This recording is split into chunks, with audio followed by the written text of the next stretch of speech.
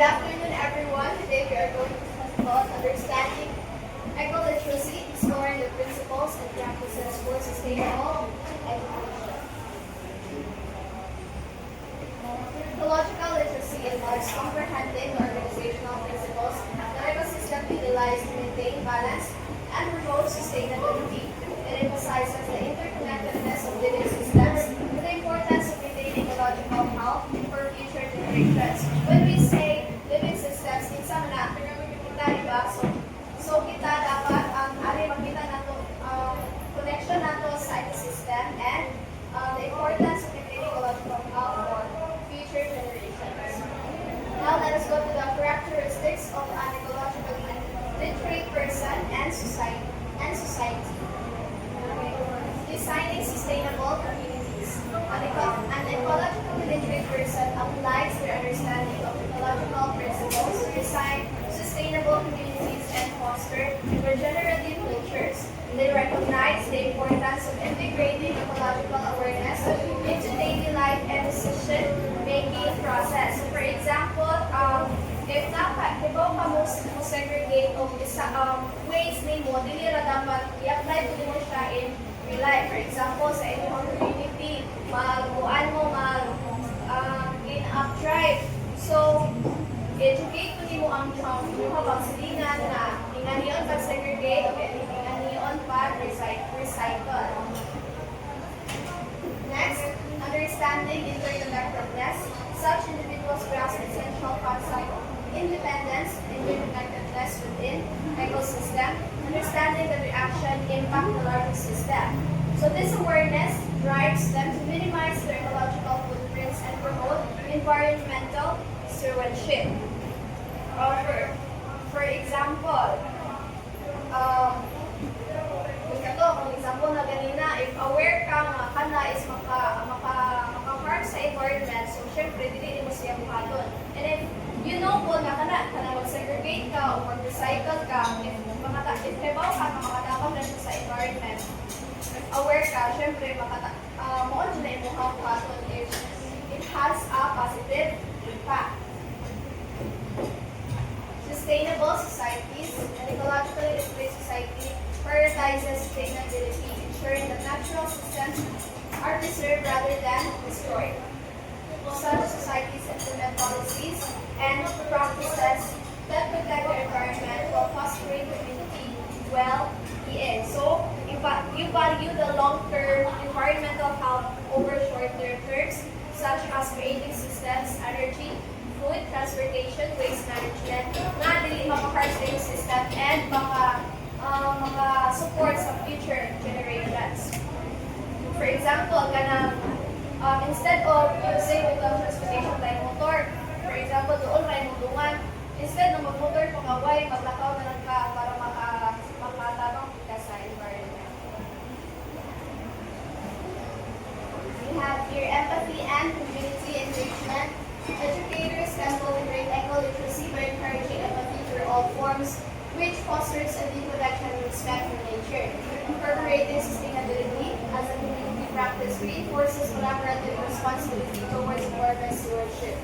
Making the invisible helps students understand complex ecological connections while anticipating unintended consequences, prepares them for real ecological decision making, understanding how nature sustains life, further engages the appreciation of the system as their vital goals.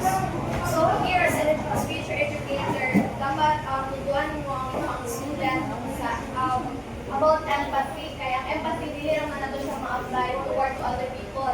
Dapat na empathy towards our environment, animals, and anak. So for example, is kanang mag-tree planting ka. If di ba ma-observe mo na sa inyong students na ikadako ay dapat ang mag-take care sa isang plant. So, in that way, makabuild sila empathy for plants or any life forms. You have your experiential and project-based learning. Another approach to developing eco-literacy include hands-on experience. At ang mo na kanina nga tree planting, that's an example of hands-on experience such as outdoor classroom and nature-based learning which immerse students in the ecological challenges through simulations and virtual workshops. Engaging in community project encourages students to take actionable steps towards sustainability, while project-based learning allows them to explore environmental issues creatively and critically, fostering a lifelong commitment to ecological literacy. So, although example kanina hands-on activities or projects which help you with environmental concept feel meaningful and engaging. Katong example na is kanang iluhang eskwelahan is mag-conduct of school waste audit like collecting, sorting, and analyzing the school's trash. They can create a project proposing solutions like recycling stations or a zero waste campaign, helping them apply ecological concepts in a practical and creative way. Now let us proceed to the 7 environmental principles of nature. Nature knows best. Understanding that nature operates on certain principles can guide human action towards sustainability. Recognizing that nature knows best emphasizes the importance of respecting natural laws and processes. So when humans observe and follow natural principles instead of forcing a natural solutions, one of the examples of a natural solutions, kanang magtutol o kahoy, their actions become more sustainable and less harmful to environment. Kanang mga farmers, instead dito magagamit sila o mga plantita or plantita magamit o kanang mga tubig dito gikan sa tipo. Why just kanang gikan dito sa uwan niya kanin yung gamiton pamugos sa inyong tanong instead of kaos-kaos kay kalas mo siya o tubig. Now, all forms of life are important. Every organism plays a crucial role within its ecosystem, highlighting the intrinsic value of biodiversity. This principle fosters respect for all forms of life, recognizing the contributions to the web life. So, all forms of life are important means every organism from tiny to large animals has a role in keeping ecosystem healthy and balanced. So, respecting biodiversity helps ensure that natural systems continue to function and support life. Everything is connected. Interconnectedness illustrates how all elements within an ecosystem are reliant on one another. Understanding these connections can lead to more informed decisions regarding environmental conservation. So this means that changes in one part of the ecosystem affect any other parts. For example, sa river, if maglabay kag basura, siguran, kitahan, maglabay kag basura sa river. And then, yung una-una is, okay na siya naman ang naglabay. Pero siya kayo ba sa other areas na ako'y naglabay ng basura. So, para nimo gamay lang nga impact, pero dako na siya impact sa ato ang environment. Everything changes. The dynamic nature of ecosystem means that change is constant and essential. Recognizing that everything changes encourages adaptability and a proactive approach to environmental challenges. So, ecosystem it's always shifting. Seasons, populations, weather, and resource naturally vary over time. Understanding this helps people adapt their actions and plan for environmental challenges before they present. For example, ang kanang farmers, di ba, magtanong raw na sila mga tanong na dapat i-appropriate na for sunny or rainy season. Everything must go somewhere. Waste management is crucial as natural processes cycle materials. This principle teaches that waste must be properly managed as it can affect the ecosystem if not returned to the environment correctly. So this means that ang waste, hindi na siya mo disappear. It stays in the environment and it can harm ecosystem. Maka-harm siya ecosystem if hindi siya nato i-handle properly ang atong waste, hindi nato siya i-segregate from non-biodegradable, biodegradable, and then kung sa itong mga waste na dapat ito ang recycle. So if makasabot ka kung saan pa-segregate, so understanding this encourages responsible waste management and recycling. Ours is a finite earth. Awareness of limited resources emphasizes the need for sustainable practices. Understanding that our planet is finite drives the need for responsible resource management and conservation efforts. So water, forests, minerals, clean air, those are the things that are limited because they can run out or damage if kita na living organisms is dili na to siya akinan and mo na siya makakos na maka-harm sa atong ecosystem and we will do that kind of practice. We have the last principle, nature is beautiful, we are stewards. When we say we are stewards, kita ang mag-acting, kita ang caretaker ang atong ecosystem. So the beauty of nature inspires stewardship, recognizing our role as caretakers, as what Balong said, motivates individuals to protect and enhance the natural world, fostering a sustainable future for all. So this means the beauty and the value of nature remind us that we, as living as we are responsible for to take care of our ecosystem. When people appreciate our nature, then we are more motivated to protect and preserve it for future generations. So for example, kanina itong akong example ng tree planting. So after learning about local forests, how we restore green areas, showing the role as caretakers of our environment. I will be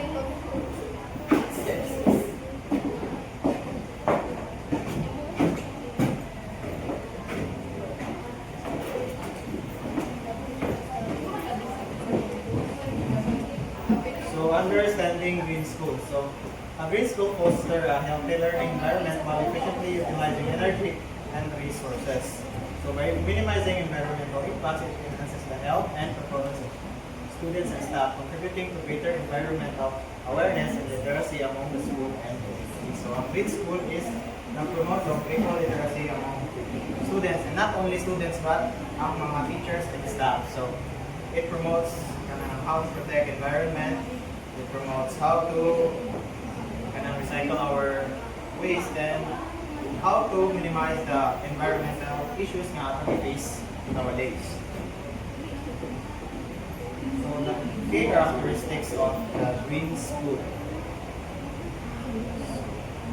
Improves teacher retention. So a green school fosters a supportive environment that encourages teachers to remain in their positions, leading to a more experienced faculty and enhanced learning opportunities for students. So, ang green school is na-provide of mga training for teachers para mas ma-develop ang ilang pagka-eco-literate para if matuto na sila sa ilang mga estudyante sa kaya ma-aware of how to be eco-literate. Then saves energy and money. So by implementing energy efficient practices and sustainable resources management, green schools significantly lower operational costs, allowing funds to be redirected toward educational programs. So example ani is kanang NASA elect na department. So they use solar panels para gamiton sa ilang room aron hindi madakan ang gasto to save energy and money. The next is reduces water usage. So green school utilize water-saving technologies and practices such as rainwater harvesting or low flow fixtures, resulting to substantial reduction in water usage cost. For example, is eskwelahan nga naggamit o machines bitaw nga ang uwan ray gamiton pang buo sa CR or pang buo sa adnom. And next is protects health. So healthier school environments contribute to well-being of students and staff, thus supporting better learning outcomes and overall quality of life within the school and school community. So, ang green school sa nagtulong sa mga students and staff to matiman sa atang lawas, especially lawas ang muna na sa pagkulit sa kalibutan.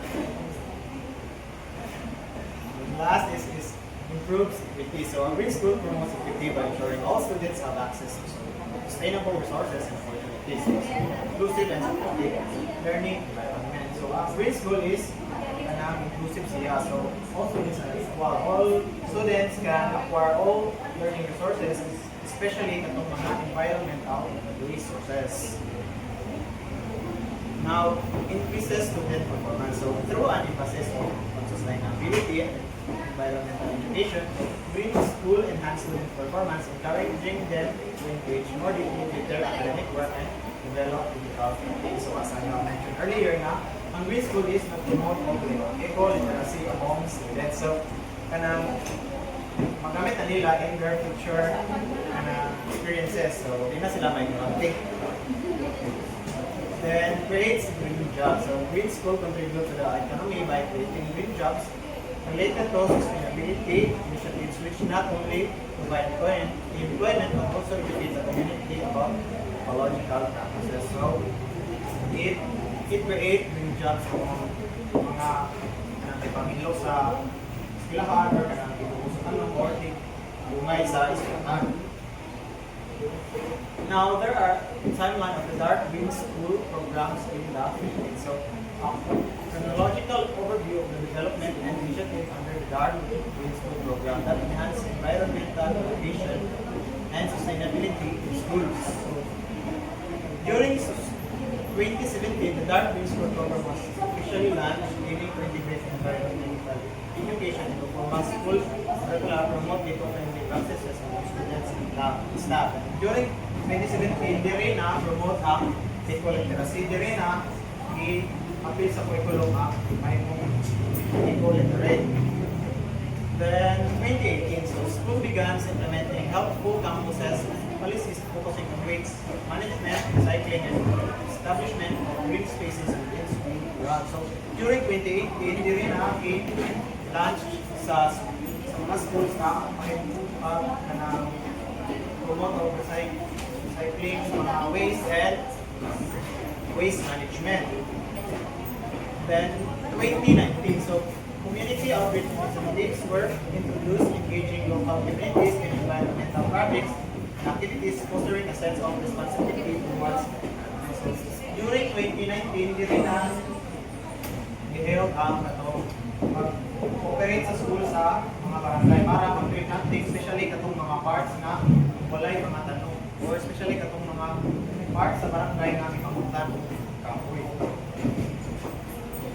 In 2020, the integration of environmental education into formal lesson progress with teachers being trained to deliver engaging content that emphasizes sustainability. So, during 2020, the teachers can niya mga estudyante how to be eco-literate, how to protect our environment, how to preserve the nature.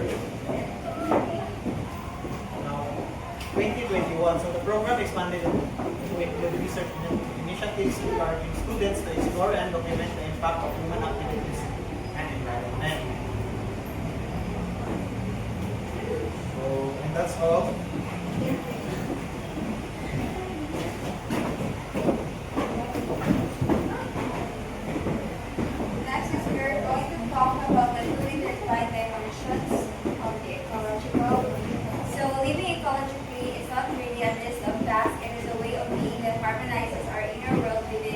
The outer world. So according to Dr. Switzman, describes ecological living through two intertwined dimensions, which is the inner ecology and the outer ecology. So these form a kind of double helix or internal habits and awareness sustain our environment while the environment nourishes our well-being. So we have here the inner ecology, which is a personal connection and responsibility. Inner ecology emphasizes the personal and spiritual connection to the environment, urging individuals to become a catalyst for change and actively care for non-human beings. It involves nurturing nature, cultivating awareness of one's impact on ecosystems, and promoting holistic well-being. For short term, the inner ecology is all about personal connections or for ourselves, the spiritual connection within ourselves. Like, sa outer ecology, it is about the other people, but here in inner ecology, we are going to talk about ourselves and how deal with the environment, how we deal with nature, and yes, and it is all about personal.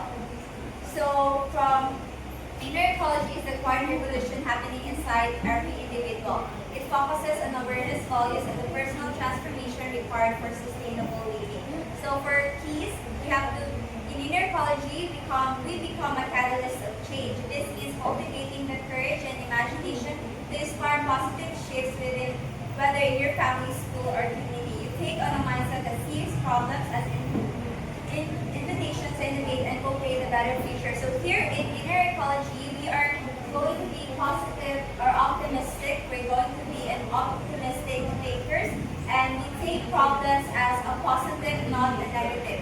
For second, care for and relate with non-human beings. So inner ecology encourages us to strengthen our emotional connection to nature, and not just to nature, but also to non-human beings. Now, for make meaning out of sustainable crisis, so instead of fearing environmental challenges, inner ecology sees them as powerful features. So we are not taking crisis as negative, but we're going to take it as positive because here in inner ecology, we are being optimistic. Now, for joint global agents of sustainability, you become part of a worldwide movement of individuals to advocate for responsible living. Nurture nature by caring for your body. A sustainable world begins with a sustainable self. Of course, how can you help others if you cannot help yourself? So you need to improve yourselves first. We need to improve ourselves first before we deal with the outside world. And lastly, become more energy efficient, not only physically but emotionally. So we are being empathetic here. We're going to be empathetic on the non-human beings and human beings, nature, and yes, the ecosystem. So next is the outer ecology, practical environmental actions. So outer ecology focuses on practical actions to reduce environmental footprint. So here we are having actions sa personal, sa inner ecology, personal na kuno ang pag-improve sa ato self. Here in outer ecology, we help the others. We help the other factors. So this includes educating individuals about resource management, advocating for waste reduction, and implementing sustainable practices such as creating organic gardens to support biodiversity and food security. So it focuses on tangible, practical actions that directly affect the environment. So this is where inner awareness becomes outward behavior. And we need to educate ourselves about the resources we use, saktong paggamit sa kuryente, saktong paggamit sa pagkaon, saktong paggamit sa tubig. And we need to to adopt a reduce, reuse, repurpose, recycle to minimize the pollution, of course. Then recycle rainwater. So rainwater from sinks, showers, or washing can be safely reused for watering plants. Hindi lang na siya i-throw up kanang ugaw nga, kanang grayish, bitaw nga water, but ito siya, pwede siya i-gamiton for water consumption sa plants. Then collect and use rainwater. Of course, we need to collect rainwater kay para makahelp mo na siya or makasave taong tubig, and create an organic vegetable garden to para naatay production of foods, and also it reduces carbon footprint and promotes healthy eating. Now, for integrating or effective methods for integrating ecological literacy, we have 5. First is the place-based learning. Place-based learning engages students in their own environments, promoting environmental stewardship and civic engagement by connecting classroom classes with real-world issues. So this is more on, we are going to apply what we learn, and this method enhances student motivation and leads to higher academic performance. So the lesson not just stay in 4 corners of the room, but it also apply, or it should be applied outside or in the real world scenario. Next is the project-based learning. Project-based learning encourages students to work on real-world projects, utilizing various resources including community input and technology. It fosters critical thinking, problem-solving skills, and a positive attitude towards learning. So, paano siya? It is the state, or usani sa project-based learning is the thesis. So, why we have thesis is to answer a specific problem in the community, and also to help the community, the people in the community to solve something. So, naitubag ba? By collecting data, interviewing experts, makahatag ka og resulta nga naay evidences. Next is the Socratic inquiry. Socratic inquiry stimulates critical thinking through questioning, allowing students to articulate their beliefs and engage in thoughtful discussions. So this method enhances their listening skills and tolerance for diverse opinions. So Socratic inquiry sharpens critical thinking through thoughtful questioning. So as a teacher, you will ask questions that will trigger or mapaan ng critical thinking sa mga students, and to push students to answer with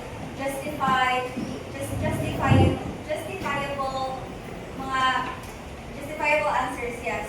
So, hatag sila o mga evidences to support their ideas. Next is the experiential learning.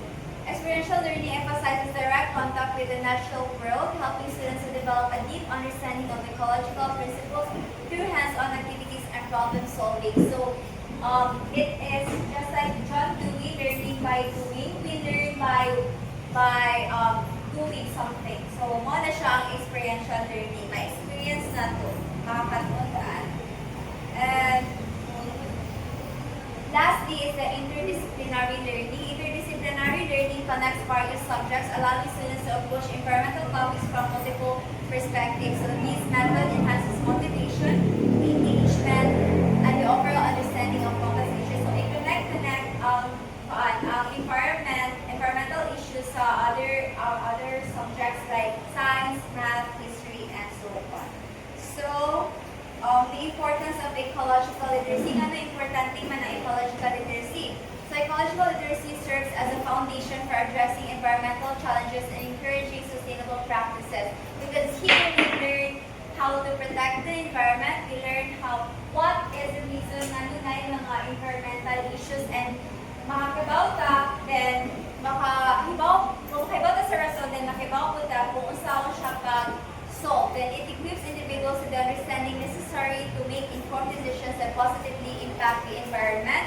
By weaving eco-literacy into educational curricula, we cultivate a generation that is only aware of ecological issues but also empowered to engage with them meaningfully. So fostering a culture of environmental stewardship and sensitivity. Because here we are not just learning, we are not just teaching just for today, but we are teaching future generations.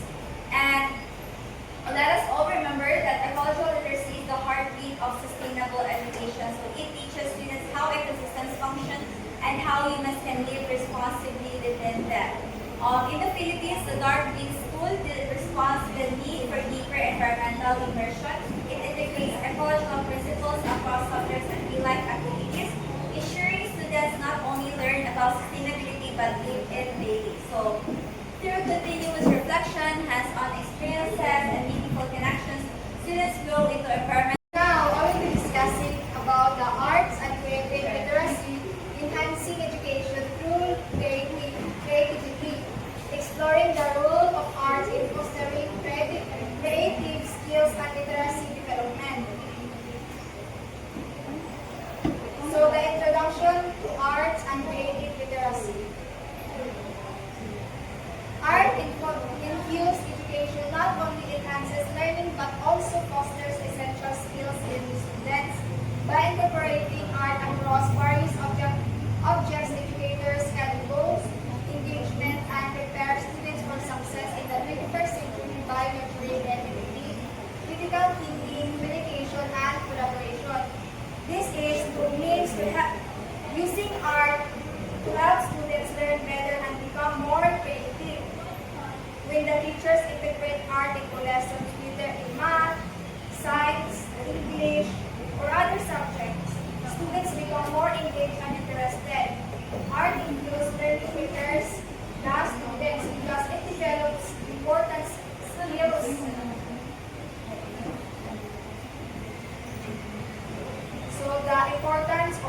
in education. The first one is increases students' engagement. Integrating art into education significantly increases student engagement by making learning more enjoyable and interactive. Students are more likely to participate actively and retain information when art is incorporated into lessons. So, when art is part of a lesson, learning becomes more exciting and interactive. Students enjoy activities like drawing, acting, singing, or creating models because they are more involved in, they understand and remember the lesson better. And the second one is develops critical skills.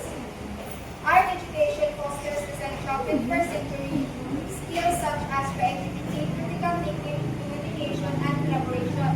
These skills are vital for students to thrive in a rapidly changing world. So, art helps students develop essential skills such as creativity by thinking of their new ideas, critical thinking, analyzing and making their own decisions, and communication, expressing their ideas clearly, and collaboration, working with others. These skills are important in real life and prepare students for their future careers.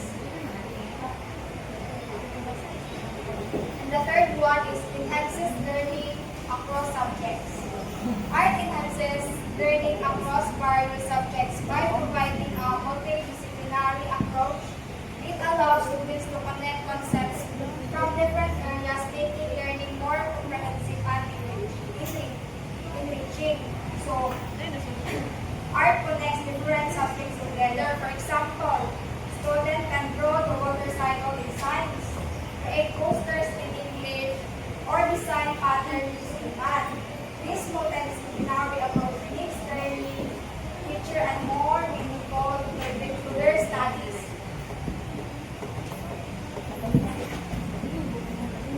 Difference between art and creativity. So art, the product of creativity. Art is tangible outcome of the creative process. It encompasses various forms such as painting, sculpture, music, and theater, showcasing and individual artistic skills and techniques. Art represents the expression of ideas and emotion through visual or performance mediums, making it a distinct product that can be appreciated and enjoyed. So art is the actual output of creativity. So it can be called painting, sculpture, something people can see, hair, or appreciate. In short, art is the result or a product. And the creativity is the process of ideas generation. So creativity, on the other hand, refers to the cognitive process of generating original ideas and solutions. It involves outside the box imagination and the ability to make connections between seemingly unrelated concepts. Creativity is not limited to art. It applies to problem solving and education in various fields, including science, business, and technology. So creativity is the thinking process behind the art. It is the ability to imagine the new ideas of the students, explore possibilities, and think outside the box. So, in short, creativity is how ideas are generated.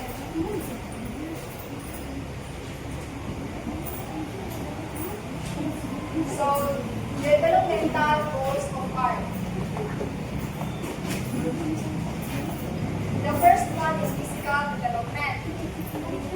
Art activities enhance fine motor skills through tasks like painting, drawing, and sculpting.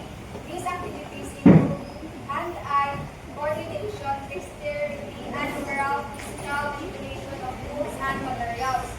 So this art helps children strengthen their fine motor skills when they bend, paint, draw, cut, or mold clay. They improve hand-eye coordination and dexterity.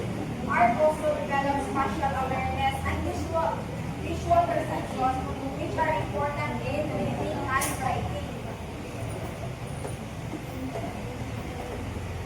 the cognitive development.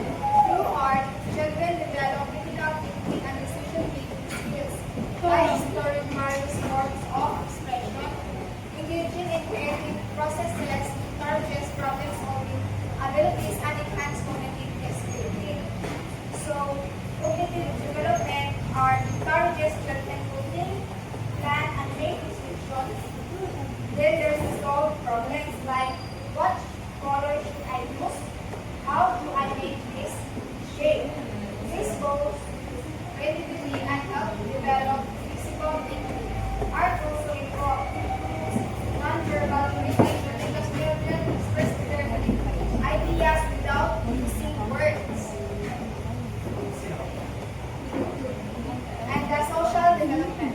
Art projects promote social skills by encouraging collaboration and communication among peers. Children learn to share materials, take turns, and respect each other's work, fostering a sense of unity. So, this social development art often involves group activity. When students share materials, take turns, and collaborate on a project, they learn teamwork and respect in their group. Art building a sense of unity and teaches students to appreciate other ideas thus students. Emotional development. Participating in art helps children express their emotion and develop self-esteem. Creative activities provide a safe space for self-expression, leading to increased confidence and emotional awareness. So, this emotional development art gives children a safe way to express their feelings. Through drawing or painting, they can release emotion and build confidence. Committing an art award makes them feel proud and improves their self-esteem. Art helps them understand themselves better.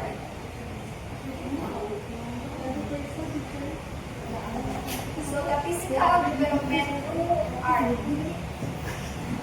The first one, fine motor skills enhancement. So in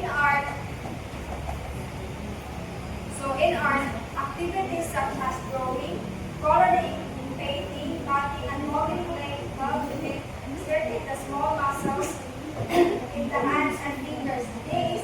This is important for writing, tying shoelaces, and doing basic tasks. And the second one is improve with visual perception.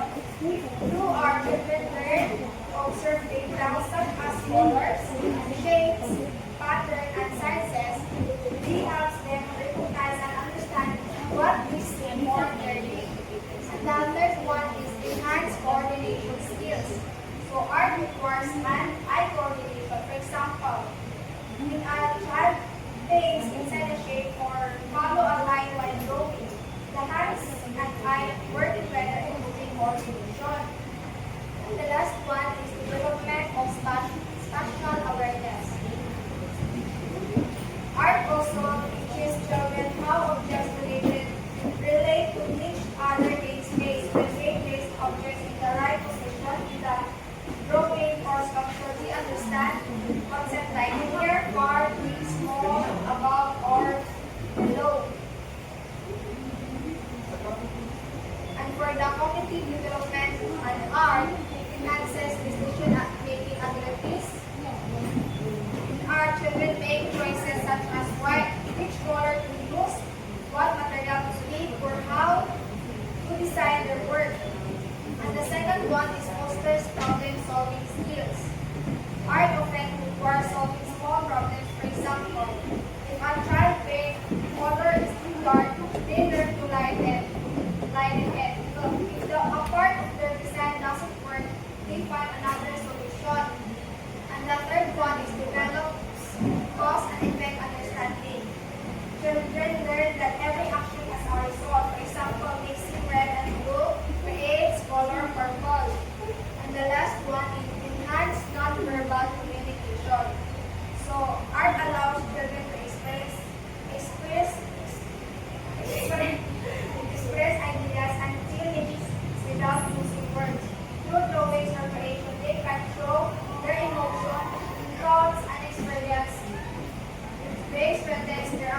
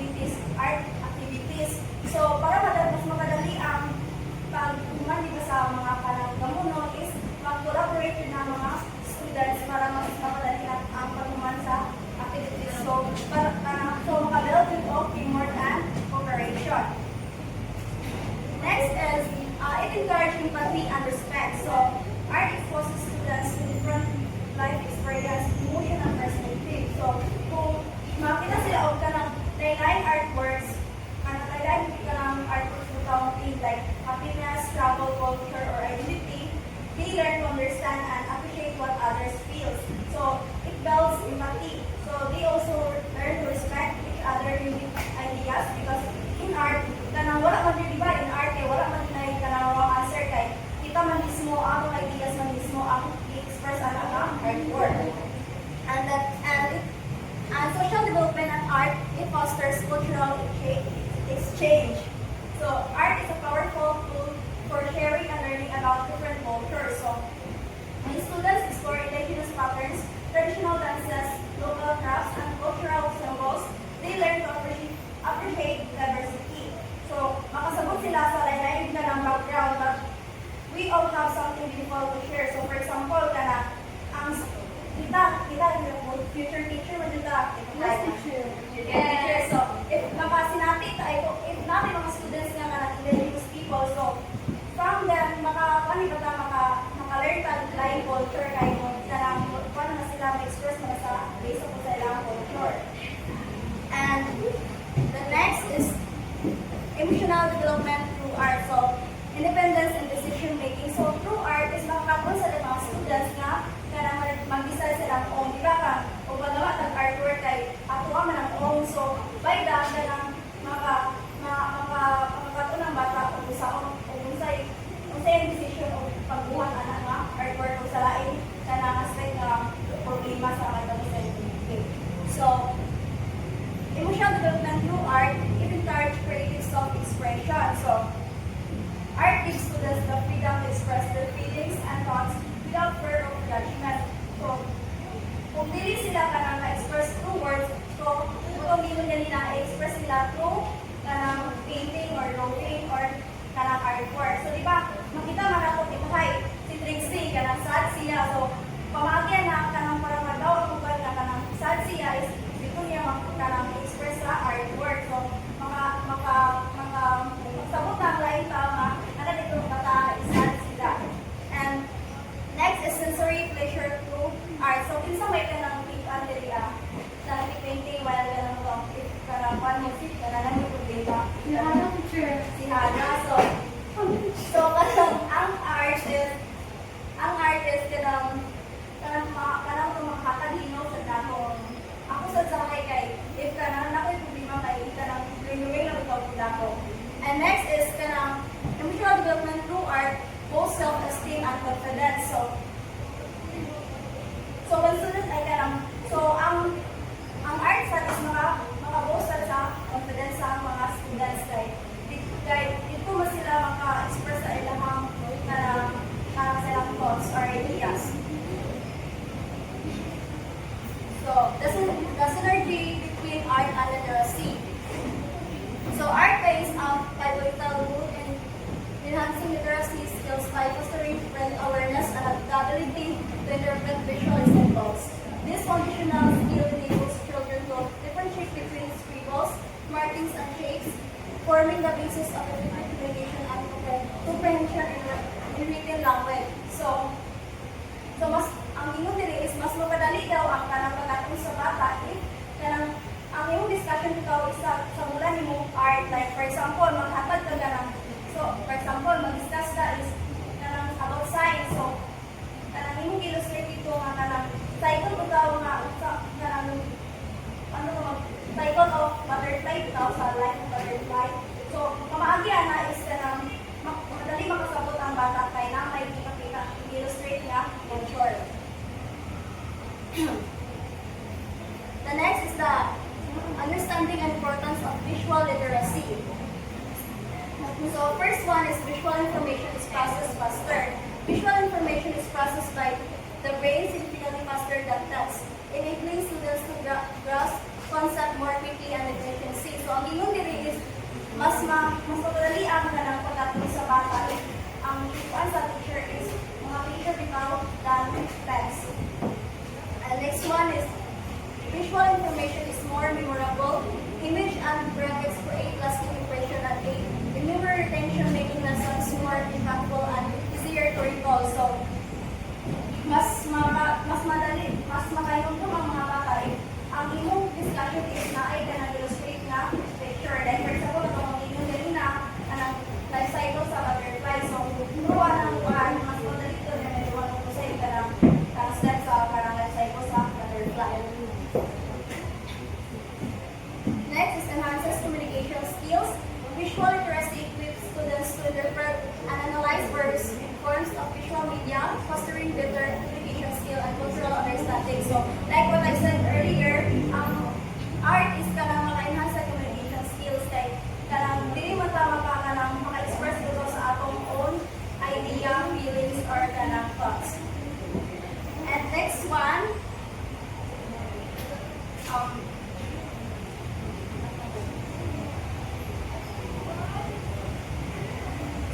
is enriches understanding, engaging with visual text, deepens comprehension, and allows students to connect ideas, enhancing their overall understanding of the subject matter. So, visual text help deepen comprehension because students can connect ideas through pictures. For example, using a story picture map helps children understand the beginning, middle, and ending of a story easily. So, like for example, kana makatag ka, ay magkuhan kang story. So, di ba, if ka nang makatag stories na mga parang picture man sa scene. So, isang pagkula na siya yung text, masabtan niya kung sa students o kung sa'yo may kabuan na nga scene. So, there are different forms of visual text in the classroom. So, first one is the billboards. Billboards serve as a large-scale visual communication tools that convey message quickly and effectively, often utilizing bold graphics and minimal text to capture attention.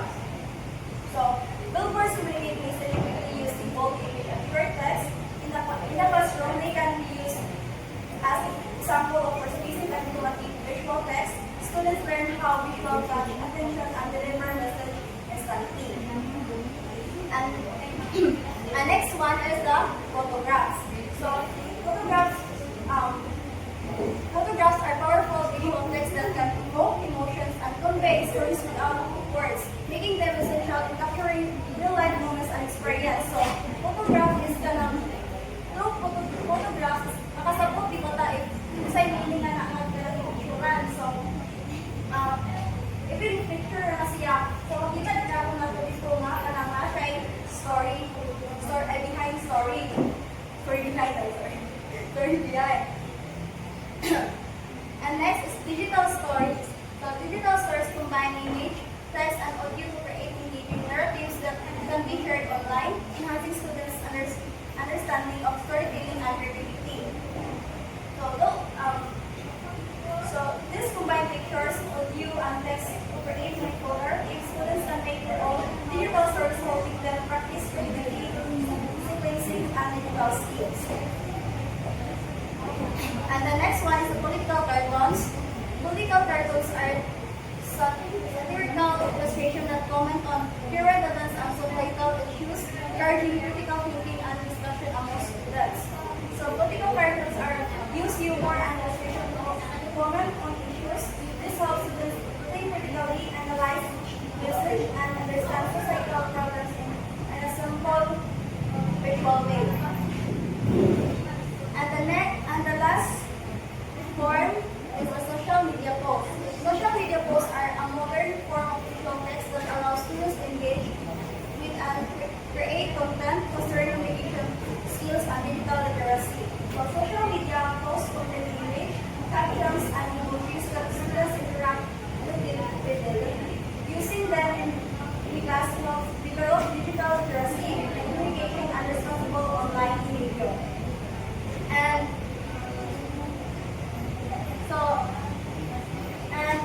next is the eye or hand or brain coordination in eye. So eye-hand brain coordination is crucial for daily interaction and helps develop cognitive process that allows individuals to respond to information effectively.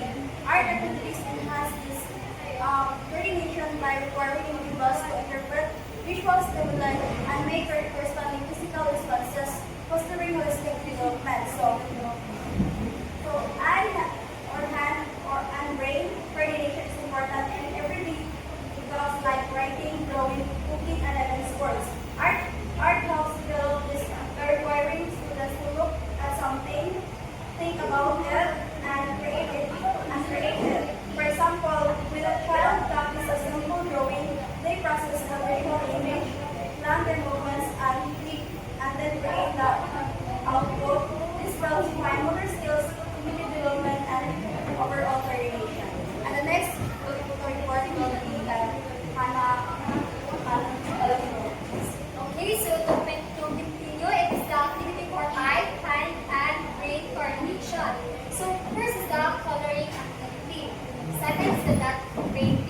Are you all familiar with it? And making bead bracelets, so naka-experience naman kaani. And solving puzzles, so familiar ba mo sa solving puzzles? Yes. Okay, then the last one is playing ball catch. Okay, naka-experience ba mo sa playing ball catch? Next is verbal creativity definition and importance. So verbal creativity encompasses the capacity to think innovatively and articulate ideas effectively. It enables individuals to generate diverse perspectives and solutions, enhancing communication and problem-solving abilities across various contexts. So from the word verbal creativity, so it just means being able to think in new ways and express ideas clearly using your words. And the importance is it can also help people to share their ideas better, solve problems by thinking differently, and communicate in a more interesting and meaningful way.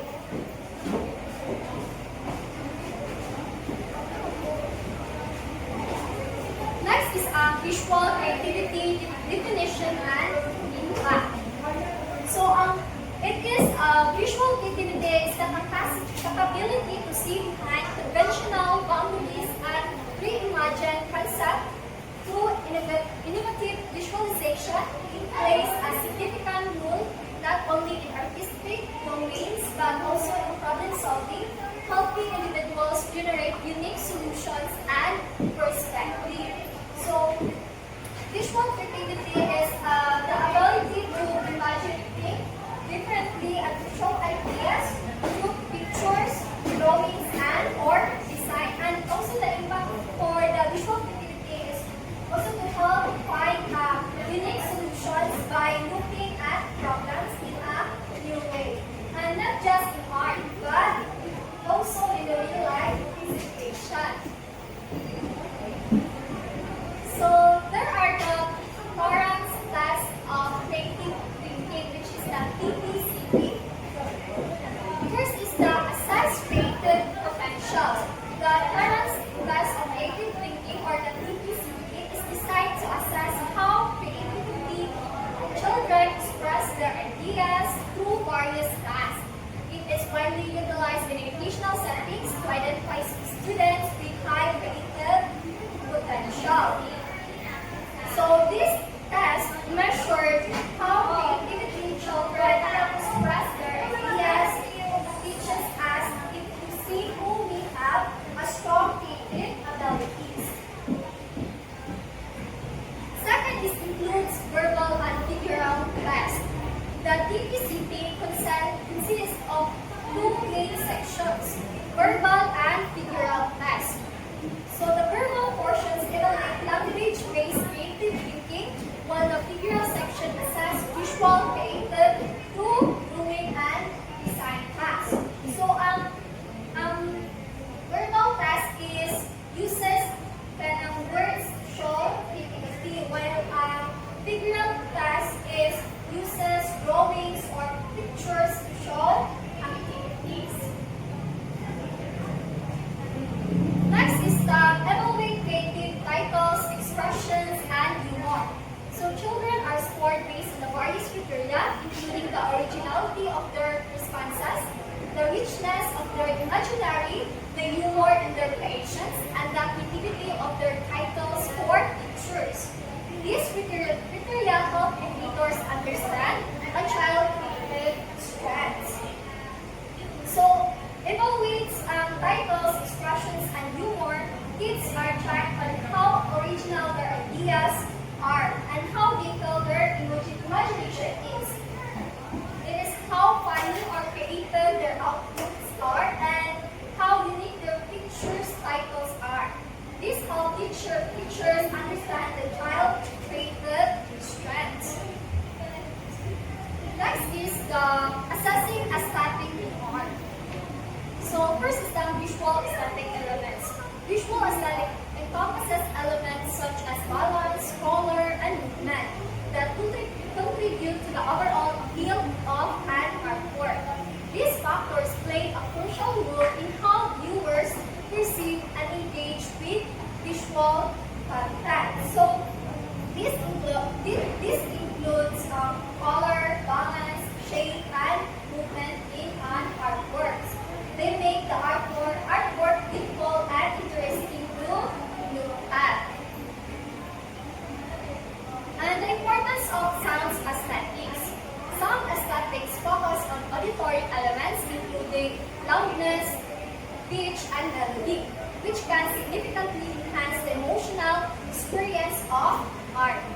factors are important in various forms of artistic expression, especially in performance art and multimedia.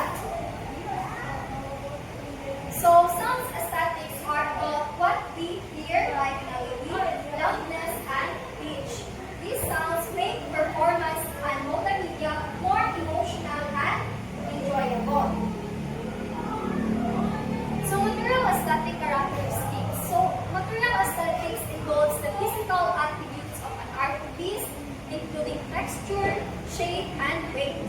These characteristics can affect how an artwork is experienced and how it interacts with its environment, influence the viewer perspectives. So this refers to the physical qualities of an artwork, such as texture, which is the smooth and rough, shape, and weight. So this affect how people feel when looking or touching the artwork. So the next one is how aesthetics influence perception. So visual aesthetics attract attention. Visual aesthetics, which include elements like color, balance, shape, captivate viewers and draw their attention to an artwork or design. This engagement often leads to a stronger emotional connection with the content presented, making it more memorable. So this is like beautiful colors, shapes, balance, and make people look at the artwork longer and more connected to it. So next is sound aesthetic enhanced experience.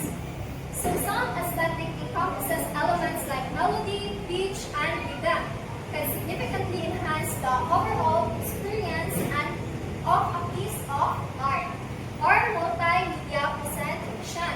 This integration of sounds creates a more immersive environment, allowing audience to connect on deeper level. Okay, so good sounds like music or rhythm make the artwork or performance more exciting, emotional, and memorable. Next is the material aesthetics affect product appeal. Material aesthetic influence how products are perceived, as factors like texture, weight, and shape play a crucial role in overall appeal. Well-designed physical products often evoke feelings of quality and durability, impacting consumer choices. So the texture, shape, and feel of a product can make it look high quality. This can influence people to choose or buy it. If na ang product mo kay appealing. Next is the role of creativity in problem solving. So creativity involves the ability to generate unique ideas and approaches when faced with challenges. This connected process is essential for effective problem solving as it allows individuals to explore multiple solutions and innovate behind conventional methods. So creativity helps people think of new and unique solutions instead of using the same old ways. So it allows them to solve problems more effectively by exploring different ideas. And for the last one, it is the for art conclusion, fostering creativity and education, incorporating art and creative literacy into the educational framework enriches the learning experience and cultivates essential skills, supporting environment that encourage exploration, collaborations, and innovative thinking is crucial for nurturing students' creativity and enhancing their overall development.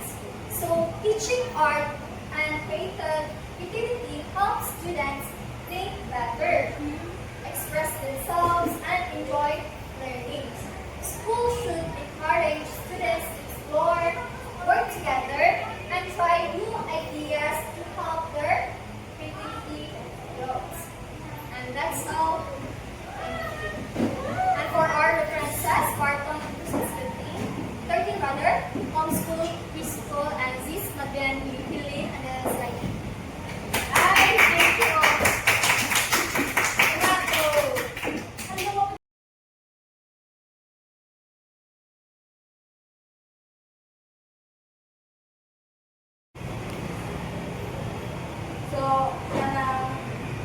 this is our quiz, guys. So, kaya kung answer. So, give one half first twice.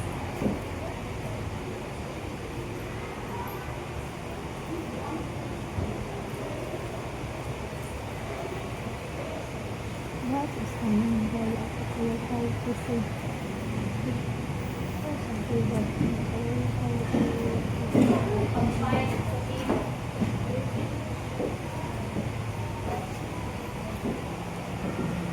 Na? Oh, teacher. Sure. Ay, Nice. which of the following is not one of the ways to develop equal literacy in schools? A. Effective education in resident, making reusable, nature. 4. Nature knows best moves that humans can control nature to push and follow the rules of nature. A school that creates a healthy learning environment while saving energy and resources called a green school. Na? Ah. Which of the following is not a characteristic of a green school? Reduces carbon emissions, improves students' work concentration. The green curriculum is described as focus on main characteristic and environment. B. Which environmental principle remind us that waste does not just disappear. Everything changes, everything must go somewhere, everything is connected to everything else. C. After. Mana? Mana? What is the Dark Green School program in the Philippines mainly about? The B. Which ecological living practice refers to caring for our body and becoming aware of natural body rhythms? Okay. Yung sa ecological engineering. C? C? Na? Not to share. Not.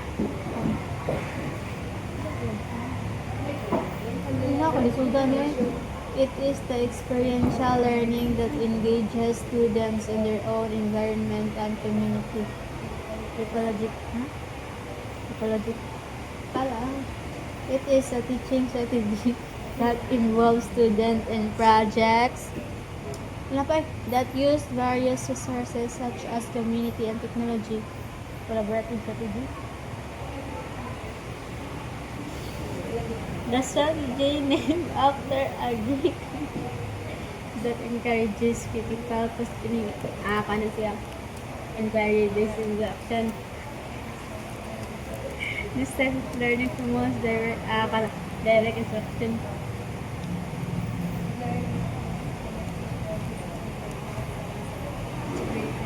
Integrated. Mana sakto yun ito? Integrated. Integrated. Mana teacher? Hello? Sudah na, balik-balik. Balik-balik na lagi teacher. Ayan. Napa na to sa ecological to. Nani kay mana siya sa atong arts and creative leaders. Daga na dahil teacher dahil. Which of the following best describe?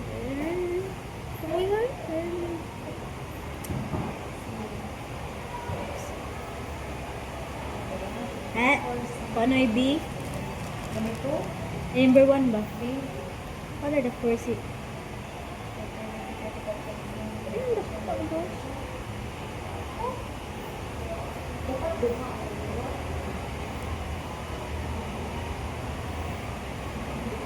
Oh, D man tali.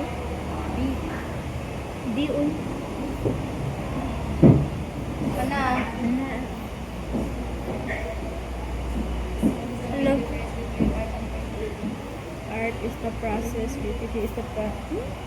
Creativity is the process, art is the product. Art and art is power. Buang kabaliban B man. Ang art kay resulta naman na.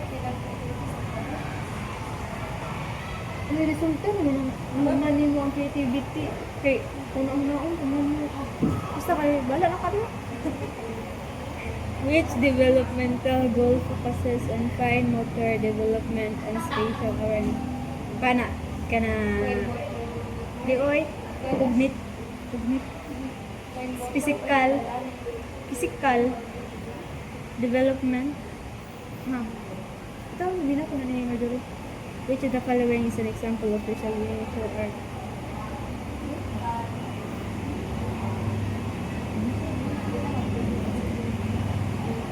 Ito wala. Manaan. Ay, sinabi, kapulan na yun. Which of the following describe visual processing? Tapos na ba? Which verb is water conditions more? C. What activity develops eye-hand-brain coordination? Isa man na? Paano siya? A. Mana po dyan ikaw? Reading aloud na. Mana. And that's all. Thank you.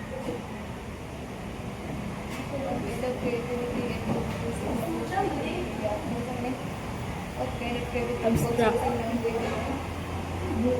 Verbal? Ay, may verbal ano? Using language, dahil.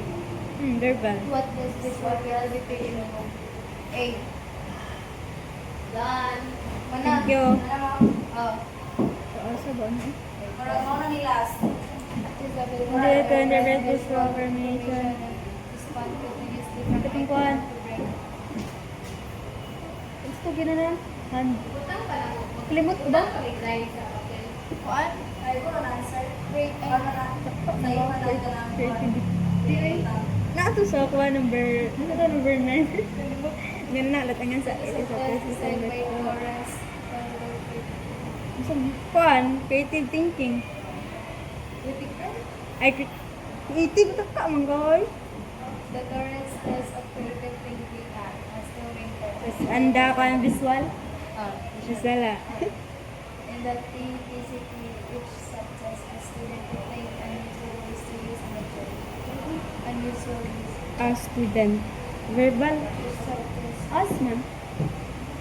Anyway, Gusto mo rin kami ng mga visual. Ipakita lang. which subjects a student. Wala ka na. Verbal ako. What do we call the principle that defines and decides basic qualities like color and movement? Principle 1.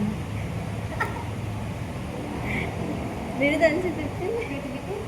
Dili, uy, what we call principle with it. Pattern. Pattern? Okay. Ano mo? Ano? Manata chair. Dirayla. Ano mo na dirayla? Paslita on. Ano ba? Hello po, Tay. Pareha na sa tayo. Why Is is... visual literacy important for students? Okay. What are the forms? What? Social, cognitive, o physical. Ano ko sa? Ano mo ko sa usa? How can art enhance emotional development? Express their emotion with you. Give one example of visual aesthetic science and value. Visual aesthetic. Find mo. Give one example of visual aesthetic. Yan na. How can teachers develop creativity? By letting students create their own art. Ano teacher? Mana? So, ano ba guys? Pas na pas. Thank you. So, Martinay, balik pa ang collect sa papel.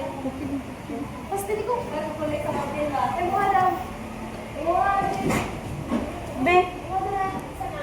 open, basta. Papel? Wait, ipas na na. Tara. Ito. Tara, teacher.